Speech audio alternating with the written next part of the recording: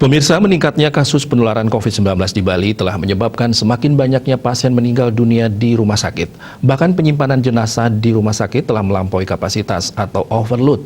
Melihat kondisi tersebut, Parisada Hindu Dharma Indonesia PHDI Provinsi Bali mengeluarkan surat bernomor 078/PHDI Bali /8/2021 perihal protokol penanganan jenazah umat Hindu dalam kondisi PPKM pandemi COVID-19 di Bali.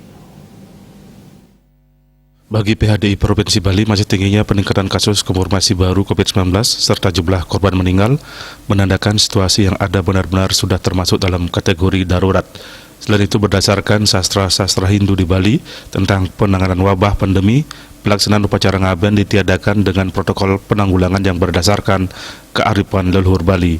PHDI Bali memohon Gubernur memberikan instruksi kepada RS agar membatasi penitipan jasad warga beragama Hindu paling lama 2 hari untuk mencegah adanya over kapasitas penitipan jenazah di rumah sakit. Selain itu, Majelis Desa Adat MDA Provinsi Bali dimohon agar melakukan hal-hal yang dipandang patut dan perlu untuk menindaklanjuti protokol ini. Ketua PHDI Kabupaten Kota, Kecamatan, Desa Sebali diminta agar ikut mensosialisasikan kepada semua pihak.